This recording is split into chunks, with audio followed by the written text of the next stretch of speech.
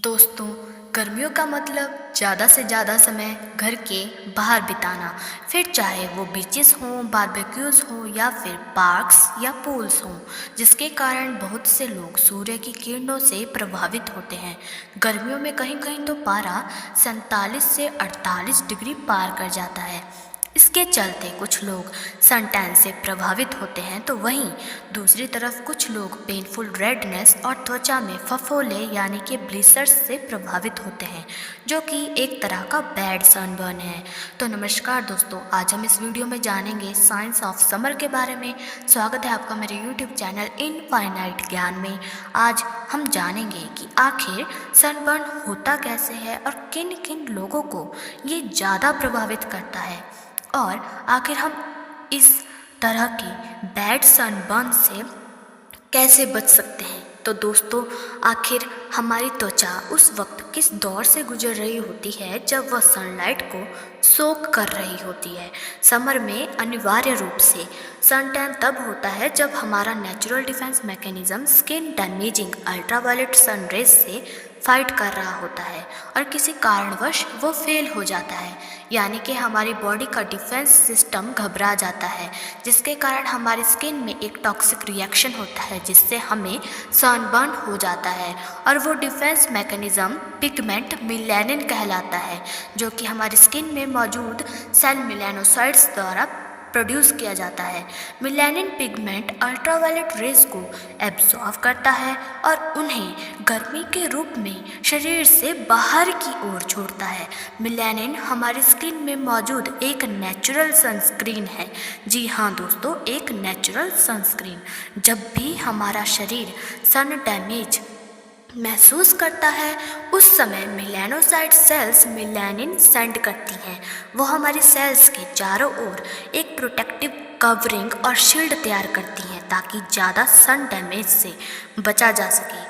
हर व्यक्ति के पास same number of melanocytes cells होते हैं, परंतु ये लोगों में इस तरह वेरी होता है कि कौन इंसान कितना और किस कलर का मेलानिन प्रोड्यूस कर रहा है।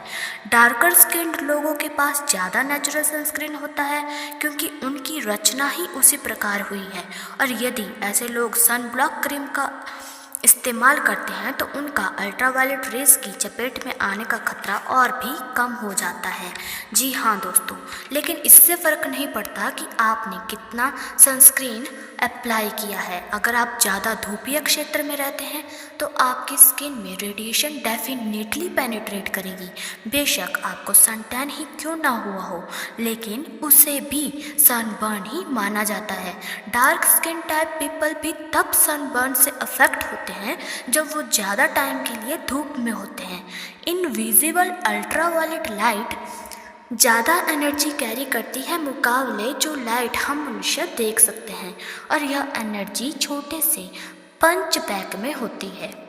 दोस्तों, जब यूवी फोटोन आपकी स्किन को स्ट्राइक करते हैं उस समय ये हमारी सेल्स में मौजूद डीएनए को डैमेज करती है। यह ऐसा डीएनए में प्रेजेंट ऑर्डरली बॉन्ड्स को ब्रेक करके करती है, जो कि 4 न्यूक्लियोटाइड्स एडिनोसिन, थायमिन, ग्वानिन और साइटोसिन के बीच प्रेजेंट है, जिसके चलते एक so called thymine dimer form हो जाता है, जो कि 2 थायमिन न्यूक्लियोटाइड्स की बाइंडिंग से बनता है।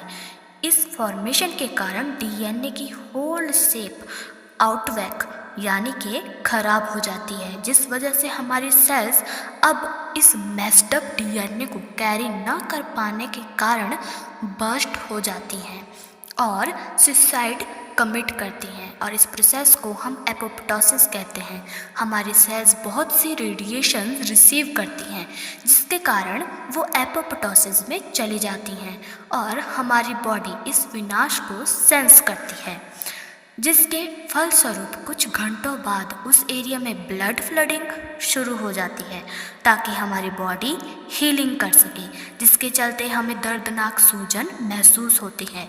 और अगर ज़्यादा ही बुरा सनबर्न हुआ हो, जिसे एक तरह से सेकंड डिग्री सनबर्न कहते हैं, जो कि आग के ज़्यादा नज़दीक बैठने जैसा ही है, जिसके परिणाम स्वरूप हमारी स्किन फट जाती है और इसमें पानी भर जाता है और फिर टिश्यू डैमेज के एरिया में प्रोटेक्टिव बबल्स की फॉर्मेशन हो जाती है। जैसे ही कुछ दिनों बाद सूर्य का प्रभाव थोड़ा कम होता है, dead skin cells peel of होना शुरू हो जाती हैं और हमारी सेल्स बॉडी को सिग्नल देती हैं कि उन्होंने ज़्यादा रेडिएशंस रिसीव की हैं और अब ये समय म्यूटेट यानी कि डिवाइड करने का है। अनडैमेज्ड सेल्स डैमेज्ड सेल्स को डाई ऑफ के लिए कहती हैं, इससे पहले कि ये एक समस्या बने। दोस्तों, कभी कभी सन कॉज्ड सेल्स खुद को ना म्यूटेट करके इनमें प्रेजेंट डीएनए को ही म्यूटेट कर डालती हैं, जिसके कारण सेल प्रॉब्लम्स हो जाती हैं और ये डैमेज्ड सेल्स को किट करने को नहीं कहती और वो डैमेज्ड सेल्स प्रोलिफरेट यानी कि लगातार डिवाइड करना शुरू कर देती हैं, जिसके कारण स्किन कैंसर होता है। स्किन कैंसर एक बहुत ही कॉमन फॉर्म ऑफ कैंसर है। यूनाइटेड स्टेट्स में जो लोग खुद को सनबर्न के लिए अलाउ करते हैं उनमें स्किन कैंसर के हायर रिस्क्स होते हैं, जिसे माँ कहते हैं, जो कि स्किन में एक डार्क कलर का स्पॉट होता है जो स्किन कैंसर को दिखाता है। और अगर हमें सन टैन को बैक बीट करना है यानी कि सन के इफ़ेक्ट से हमें खुद को बचाना है और स्किन कैंसर को अवॉइड करना है, साथ ही साथ दर्दनाक सूजन से बचना है, तो हमें घर से निकलने से 25 मिनट पहले अपनी बॉडी में सनस्क्रीन अप्लाई करना चाहिए, जो कि फिजिकल सन ब्लॉकर है। और हमें अपने सनस्क्रीन में प्रेजेंट्स इंग्रेडिएंट्स को हमेशा चेक करना चाहिए। यदि उसमें टाइटेनियम डाइऑक्साइड और जिंक ऑक्साइड प्रेजेंट है तो ये सनस्क्रीन आपके लिए बेस्ट साबित होगा। जी हाँ दोस्तों, क्योंकि ये दोनों ही इंग्रेडिएंट यूवी रेडिएशन को रिफ्लेक्ट ऑफ करते हैं। हमें हैट्स का यूज़ करना चाहिए। कुछ लोगों का मानना है कि हैट्स आउट ऑफ फैशन है, लेकिन देखा जाए तो हैट्स हमारे लिए बेस्ट फिजिकल सन ब्लॉकर हैं और हमें ज़्यादा धूप में बाहर निकलना अवॉइड करना चाहिए। और यदि ज़रूरी ही है तो हमें अपनी बॉडी को हाइड्रेट रखना चाहिए। बस इन छोटी छोटी चीज़ों को अपनाकर हम बैड सन बर्न के इफ़ेक्ट से आसानी से बच सकते हैं।